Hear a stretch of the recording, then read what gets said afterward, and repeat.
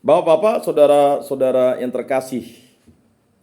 Jadi materi pertama, materi kedua hari ini memberikan kita pemahaman dan pengertian yang jelas bahwa Yesus Kristus sebagai putra Allah, sebagai Tuhan dan Juru Selamat, memahaminya dengan misteri iman.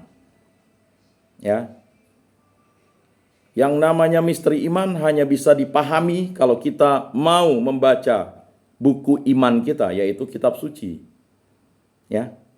Tradisi iman kita itu kan dituliskan menjadi kitab suci. Nah, tradisi iman itulah dibaca, diresapkan, direnungkan. Selanjutnya dilaksanakan dengan ajaran yang baru melalui perantaraan Yesus Kristus. Nah, sekarang kita masuk ke materi yang ketiga pada hari ini, yaitu Israel dalam sejarah Propan. Bapak-bapak, saudara-saudara yang terkasih, Yesus kita kenal sebagai tokoh sejarah. Akal budi kita juga dapat mengenalnya sebagai tokoh sejarah, sebagai turunan bangsa Israel, jelas. Akan tetapi hanya iman kita yang dapat mengenalnya sebagai Kristus atau Mesias, dan sebagai putra Allah, sabda Allah pribadi. Itu jelas ya. Jadi iman yang diwariskan oleh para rasul, terutama Bunda Maria, Santo Yosef, dan para rasul itu luar biasa. Kita ingat apa yang dikatakan Petrus, Rasul Petrus. Ya kan? Ketika murid-murid menjawab, siapakah aku ini? Dengan jelas dan lantang, Petrus menjawab, engkau adalah Mesias. Simpanlah itu di dalam hatimu. Luar biasa. Nah, jadi jelas ya bahwa hanya iman kita yang dapat mengenalnya sebagai Kristus atau Mesias. Jadi kalau bapak-bapak berbuih-buih pun ngomong dengan orang lain yang belum dibaptis, ya, dia tidak akan bisa menerima Yesus sebagai Mesias. Dia hanya menerima Yesus sebagai sejarah atau nabi, ya silakan saja. Tetapi kita yang dibaptis dalam nama Bapa dan Putra dan Roh Kudus, kita menerima ya Kristus atau Mesias dan sebagai putra Allah, sabda Allah pribadi. Bukan darah atau daging yang dapat memberi kita keyakinan itu. Kita dapat mempelajari sejarah bangsa Israel juga dari sumber-sumber sejarah teristimewa dalam hubungan dengan sejarah bangsa-bangsa yang mengelilingi Israel. Semua ilmu arkeologi dan eksegese dapat memberi bantuan kepada akal budi kita. Akan tetapi ilmu dan akal budi kita tak dapat memberi kita pengetahuan tentang Israel sebagai bangsa yang terpilih oleh Allah. Hanya Bapa yang ada di surga dapat mewahyukan hal itu kepada kita. Kalau Santo Paulus menyebut hukum sebagai pendidik menuju Kristus, maka hal itu hanya kita ketahui oleh iman. Kita bisa bandingkan dengan surat Rasul Paulus kepada jemaat di Galatia, bab 3 ayat 24.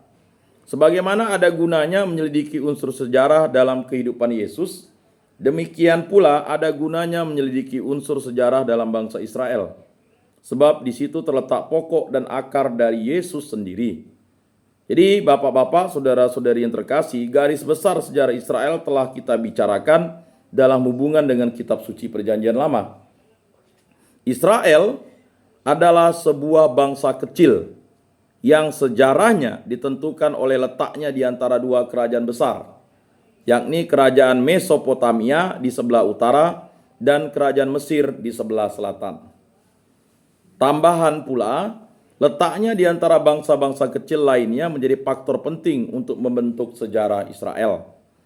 Kita membedakan sejarah Israel antara masa pertumbuhan kira-kira dari tahun 2000 sebelum Kristus, nenek moyang pertama dari Israel.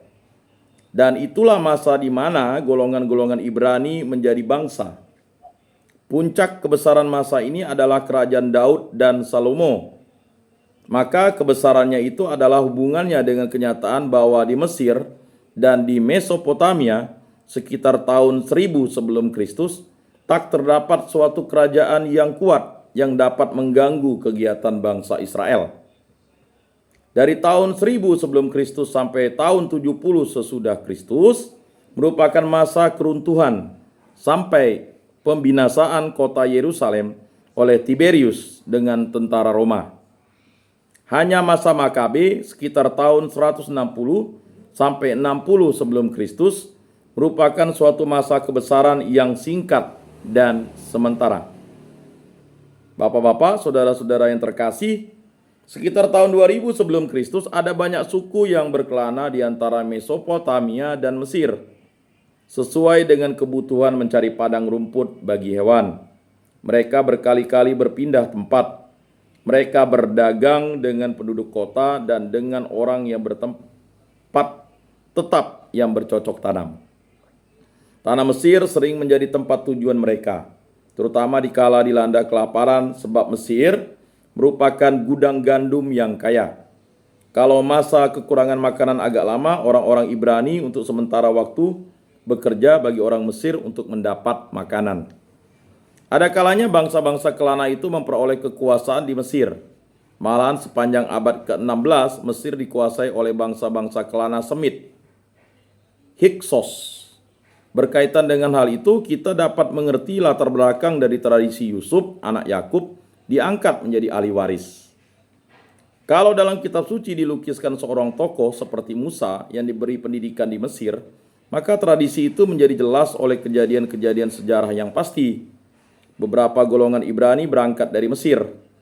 Mula-mula masih berkelana di padang gurun Sinai dan akhirnya lama-kelamaan mencari tempat tinggal tetap untuk bercocok tanam di Kanaan.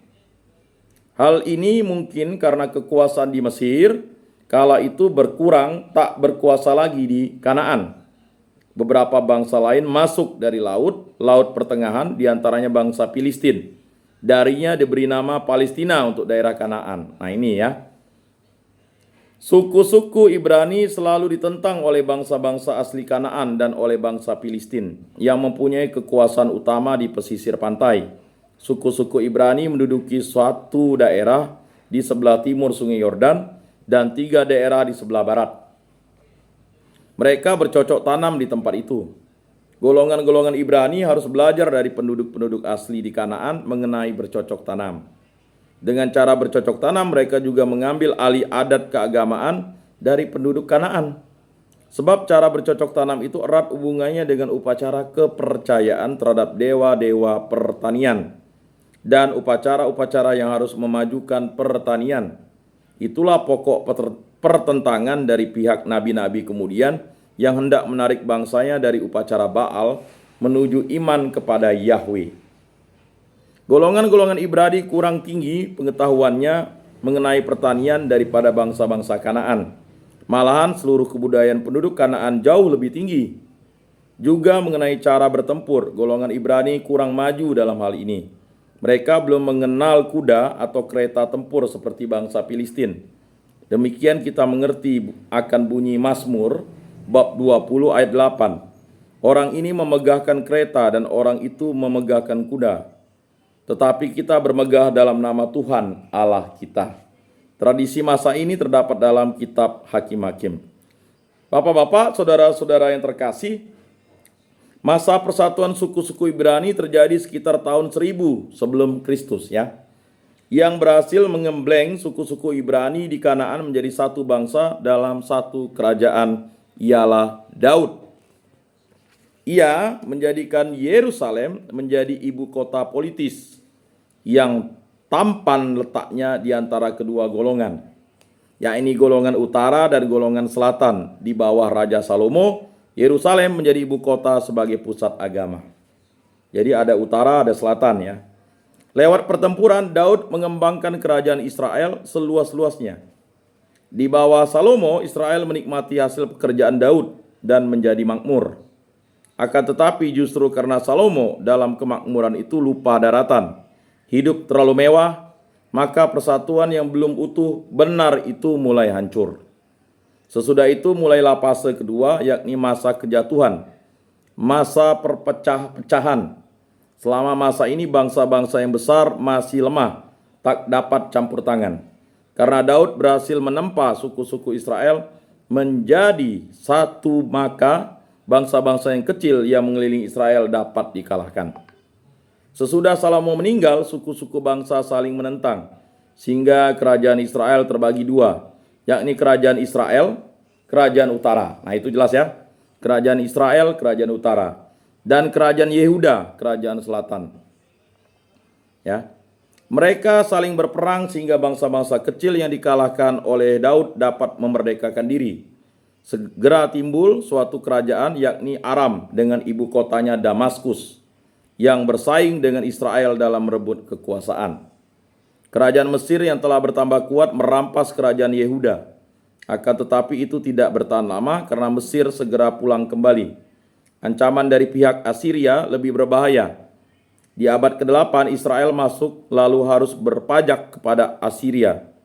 Waktu Israel memihak kepada musuh Assyria, Sargon memusnahkan Israel dengan ibu kotanya. Samaria dan rakyatnya dibuang.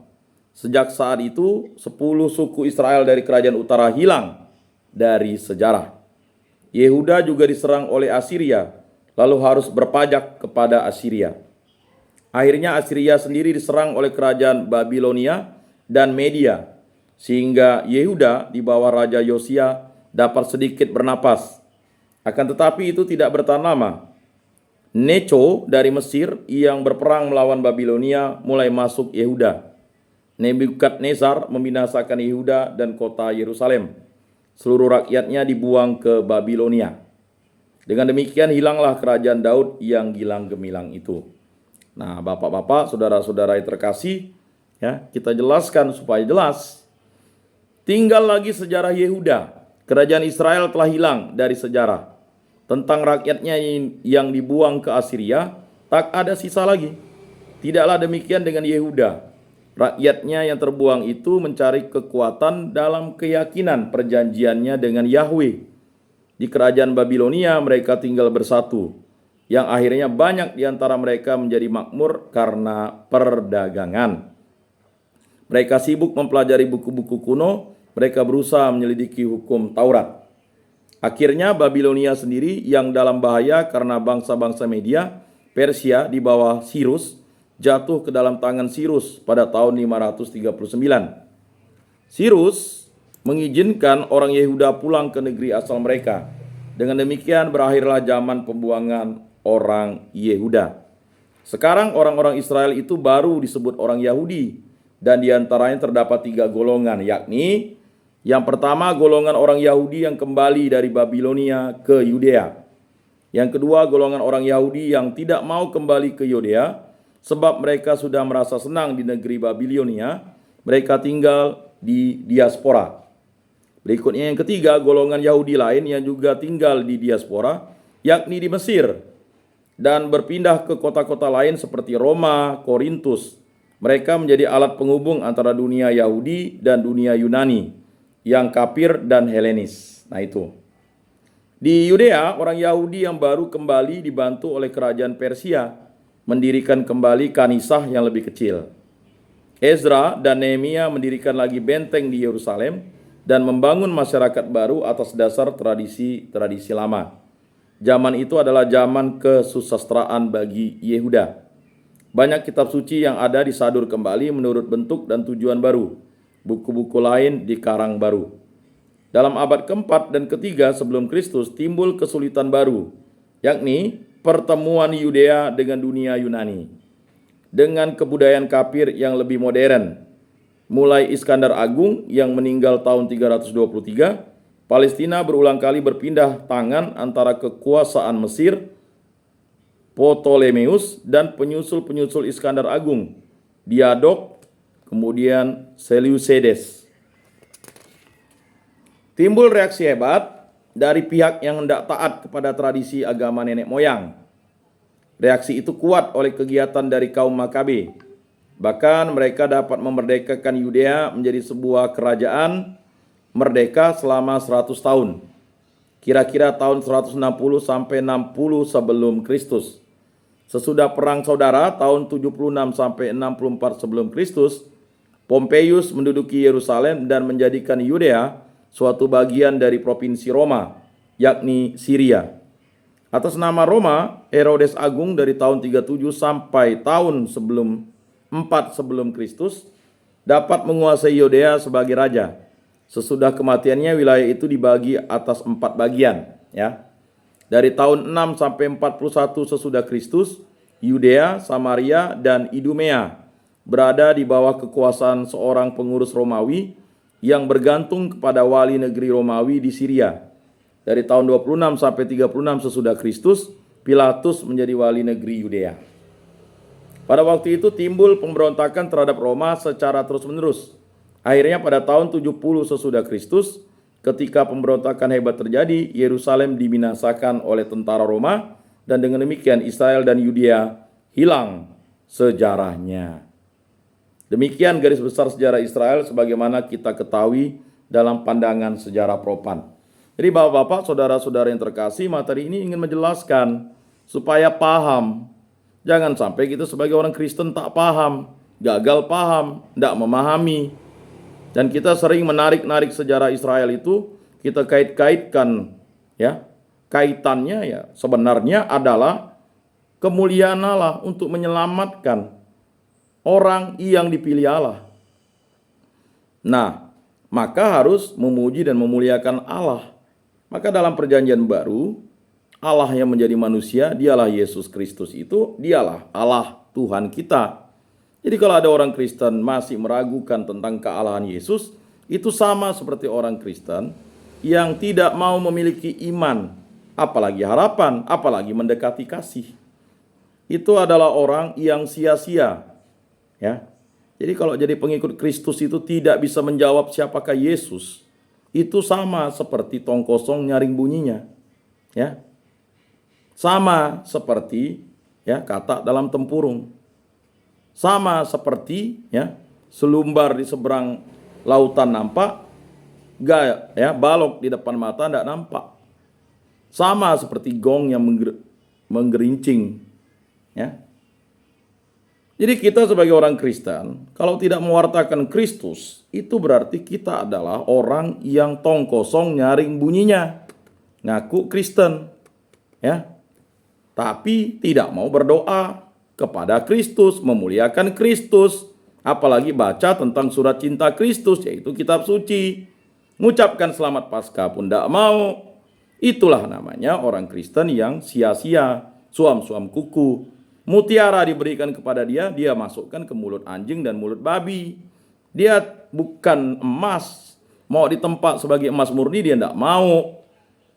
Nah ini sering kita berpikir tentang Kristus itu hanya sejengkal pikiran kita, ya, sejengkal mulut kita, sejengkal dengan perbuatan kita.